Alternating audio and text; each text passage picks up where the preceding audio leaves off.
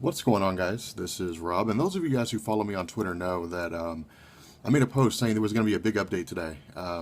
Pretty massive update in terms of the future of this channel and stuff that we were going to talk about. Which, by the way, I just woke up a little bit ago. I'm getting ready to get into the shower here in a little bit and get ready for work. I got some errands I need to run beforehand, but I was talking to Benny yesterday. And I was like, hey man, like, let me pick your brain about DC Comics. A lot of you guys have been asking that I do what I do with Marvel, except with DC. Like, you guys want me to explain Batman, like Batman explained, Superman explained, the Green Lantern explained. Honestly, I don't really even know where to begin with DC Comics. So Benny is going to be like my life string, I guess, for DC. I'm not really sure. Like he'll help me get a lot of this stuff sorted out, which is cool. You know, that's fun. But I like the idea of explaining DC characters, and a lot of you guys, like I said, have really wanted to see it. A lot of you guys have really wanted to know what's up. So the next thing is a story that a lot of you guys have been asking for. A lot of you guys have wanted me to do Age of Apocalypse for a while. Like, a lot of you guys have been saying over and over and over again, Rob, do Age of Apocalypse. Rob, explain Age of Apocalypse. Come on. Like, I really want to see Age of Apocalypse. Here's the problem. The Age of Apocalypse is massive in scale. If you guys thought Civil War was big, if you thought Civil War was huge, Civil War didn't have anything on the Age of Apocalypse. And the reason why is because Civil War was more of a political thing. And for the most part, it was relegated to like a group of superheroes, basically. You had, like, we could have gone the entire Civil War event and not talked about, like, heroes for hire. We could have not talked about the Thunderbolts. Like, we could have just said, these are the Thunderbolts are doing this, and that's it. Like, we wouldn't have had to, like, explain the idea of the Thunderbolts and all that kind of stuff, you know?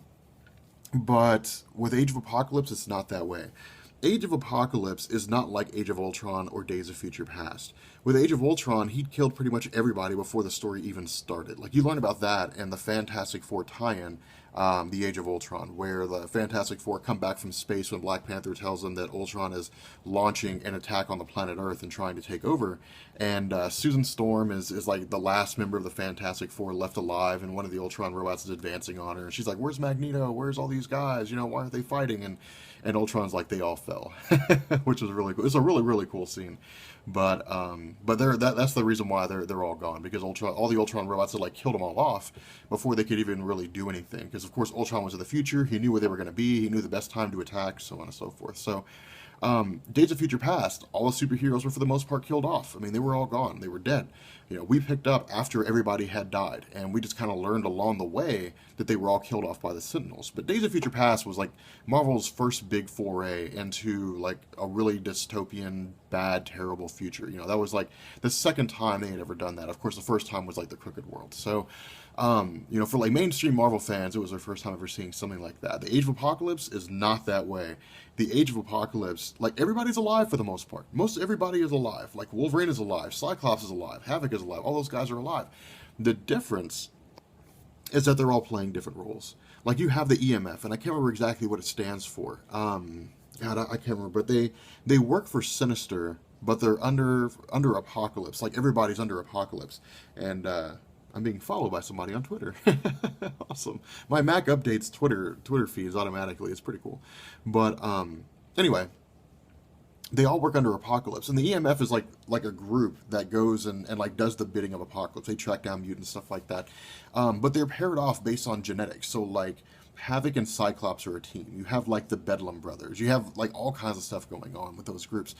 Gambit leads a group called the Externals. Excalibur's led by Nightcrawler. The X-Men, it's not even really like the X-Men anymore. It's just like the X-Men are like all these groups that are tied in under Magneto. And so that's basically the story. You have like Magneto versus Apocalypse. And it's so well done. It is such a good story. But the issue is this. All right. We can't just jump into Age of Apocalypse. It's a story that we just can't do. Benny sent me a tweet that says, or sent me a message that says movie chop shop. I don't know what that means. I'll have to ask him what he's talking about. No, yeah, that's right. Okay, that'll be later. We'll get into that much later on. That'll be something. Yeah, don't worry about that. Ignore that I said that. But Yeah, so I forgot where I was for a second. Um, anyway, there's this whole mishmash of things going on. You have the Human High Council, you have this impending nuclear holocaust, you have Juggernaut who's a monk, you have all these things taking place. And so because the story's so big and because the story's so complicated, we're going to have to like explain the entire 1990s X-Men, X-Factor, Excalibur, X-Force, like all that stuff. Like all the characters basically who were involved in Age of Apocalypse, like all the main characters, we're going to have to do videos explaining them. So we're going to have to explain Gambit. We're going to have to explain Rogue. We're going to have to explain like Psylocke, Storm, Mystique, shit, we're gonna have to explain the Shadow King because the Shadow King is really important. We're definitely gonna have to do Destiny. We're gonna have to do a video on Bishop. We're gonna have to do all these characters. So this is probably going to be the single biggest undertaking ever on this YouTube channel. When I say ever, I mean ever. We're probably never going to have an undertaking as big as this one.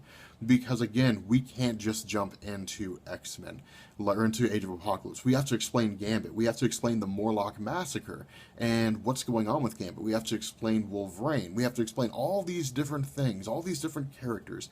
And it's going to be absolutely crazy. It's going to be absolutely nuts. So it's going to be a while before we actually get to the Age of Apocalypse, the Legion Quest story proper. But when we do, when that time comes, you guys are going to love it because there's so much that happens. There's so much cool stuff. It's one of the best stories, one of the greatest stories ever told. So anyway, with that being said, I'm going to go ahead and bring this video to an end. To recap everything, of course, I'm moving in the direction of wanting to do DC explained videos, Age of Apocalypse. It's going to be kind of a big deal. So anyway, yeah, I'll catch you guys later. Peace.